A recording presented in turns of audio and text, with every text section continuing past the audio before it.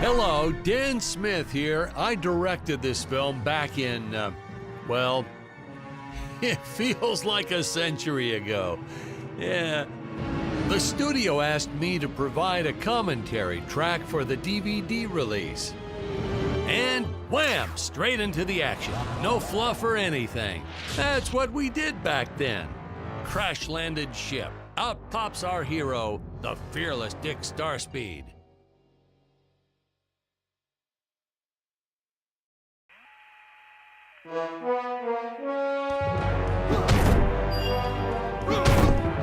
The ship's velociter is damaged. I believe that I am stranded on an alien planet. Played, of course, by actor Jonathan Digby. Went on to some minor roles after this. Such a shame. I thought from day one this guy's got leading man written all over his face.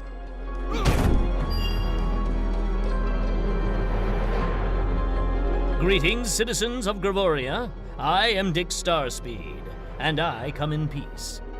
Probably shouldn't have had Dick draw his weapon when he was talking about peas. Well, maybe one day we'll go back and CG it into a sandwich or something instead. Ha! Just kidding. And this is what people pay to see. A no-name middle-aged B-list actor duking it out with stuntmen in costumes. Such stunning choreography. Now the extras in those robot suits really knew how to take a punch. Oh, literally. I told Jonathan not to hold back. Give it all to him. Kick him in the nuts and bolts.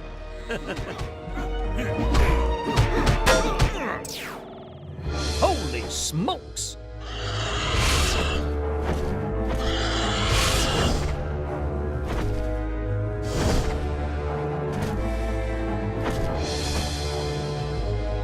If I land squarely on that grain silo, I should survive this fall unscathed.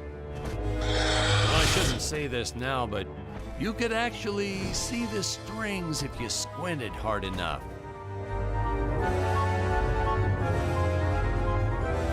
A screenwriting trick from back in the old days. You put a grain silo or some haystacks down and it solves all your gravity-related problems.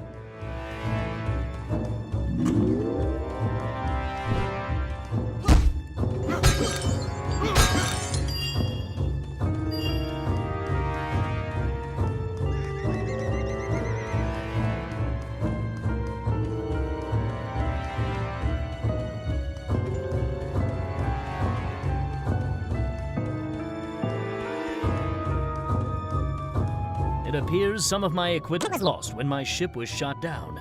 But what luck! This high-tech scanner reports that my ray gun is nearby.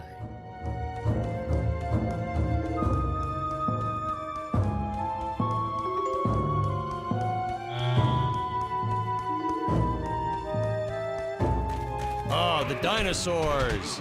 You just don't see quality stop motion like this anymore, do you? Someone actually sat there and moved them, frame by frame. Today, it'd be done with computers, but where's the artistry in that?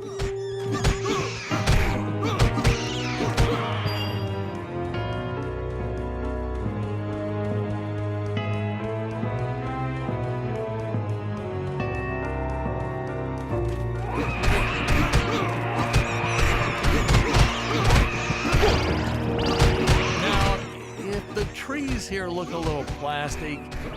Well, it's because they are. I took them from the set of my last film, Vampire Island 2.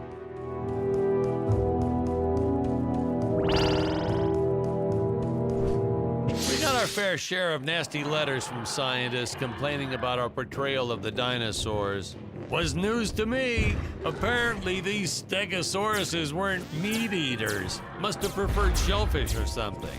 Wow, how do they know? That's what I say.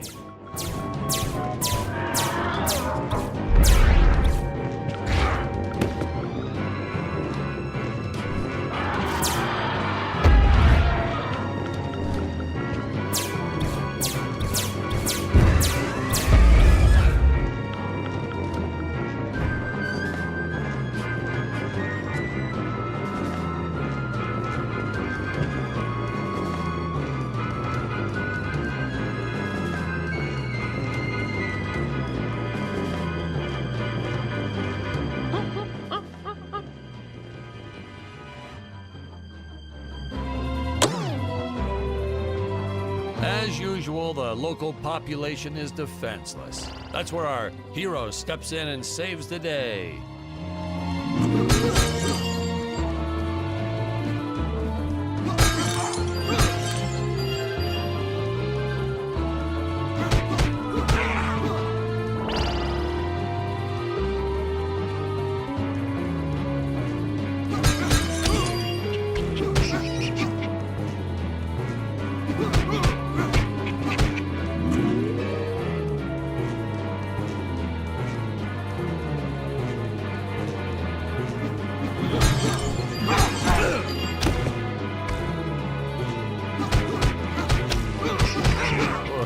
We put Jonathan through a lot shooting this film. He wasn't the best actor, especially when reacting to getting hit. He's what you call a flincher. So I told the stuntman to really just go to town on him. It's the only way to get an honest performance sometimes. Our props master tried to make the weapons soft, but there's only so much you can do. Lucky for us, Dick's entire body was covered in that spacesuit. That thing was a lifesaver when it came to hiding bruises. How curious. Evolved into what appears to be gold.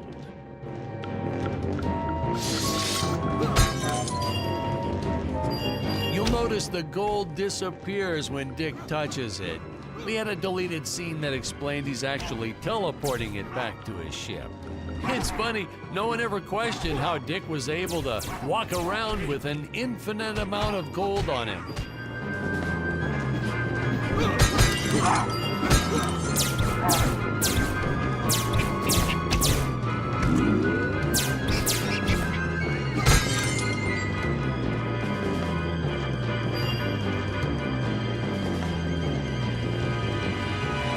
We had to redo these shots. Our first attempt was kind of a disaster. We tried using real apes, thought it'd cut down on the costume budget a bit. But have you ever tried working with apes? They are the worst actors ever. They don't sit still for a moment, and the second you take your eyes off of them, they're flinging their feces all over the place. Jonathan refused to work with them after he got well, let's just say that he had to take more than a couple of showers one day. You know, you never forget the smell of monkey poo. We steam cleaned the studio top to bottom.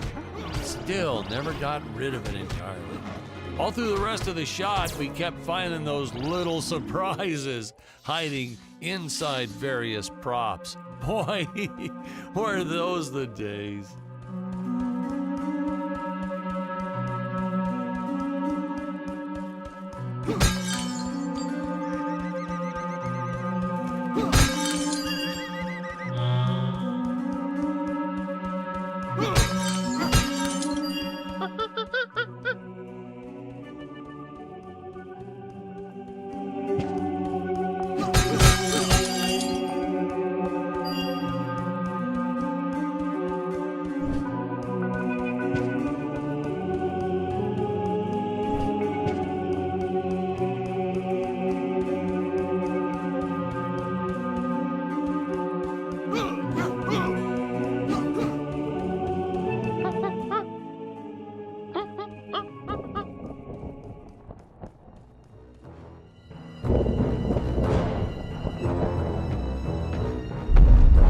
Some really top-notch stop-motion effects, huh?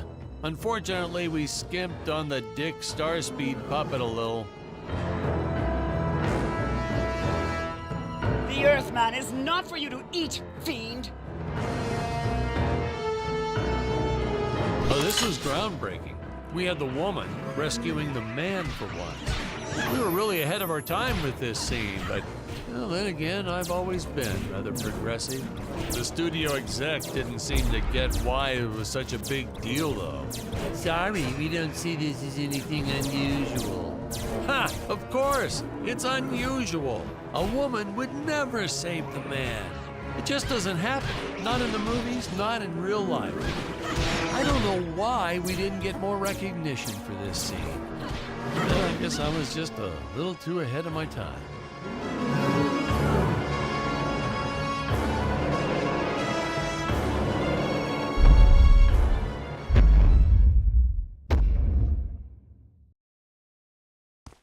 We're supposed to be seeing Dick Thank you and for saving me, Scarlett's strange first woman. dialogue What scene is your here. name?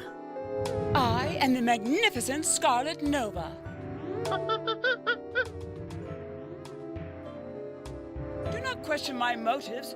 Just be happy that you are still alive. I must speak with my father at once. I shall teleport to his chambers.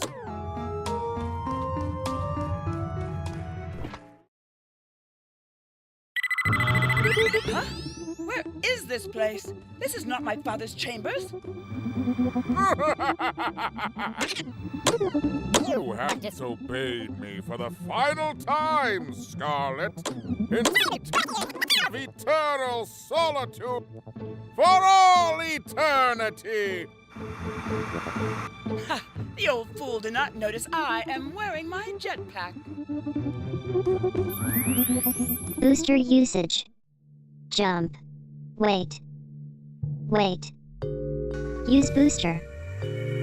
Survive deadly fall.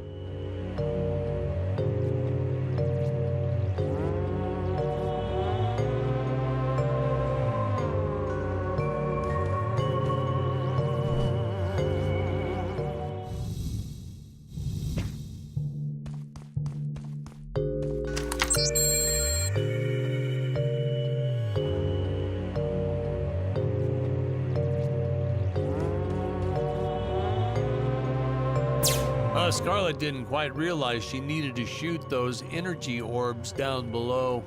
Keep in mind, Stacy was doing this on a soundstage, okay?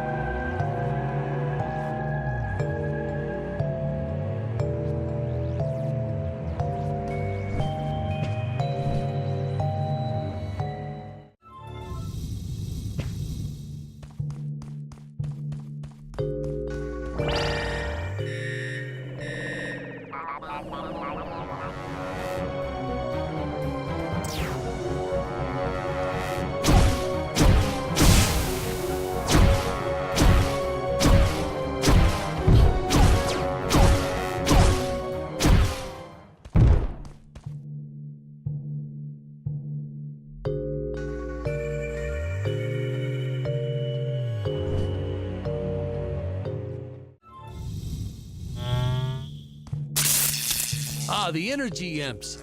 Such a neat effect.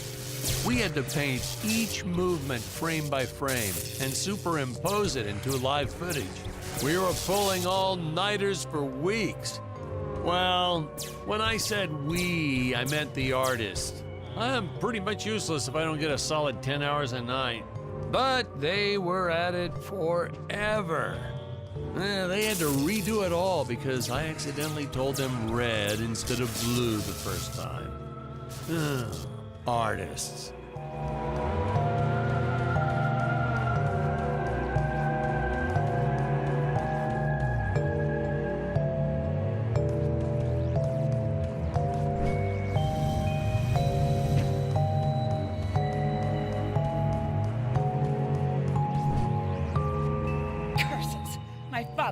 Access to the teleport terminals.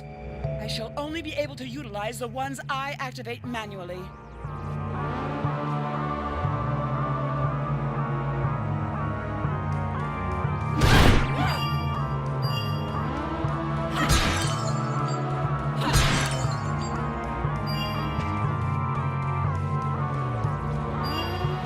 Man, some of these shots are dragging on longer than I remembered.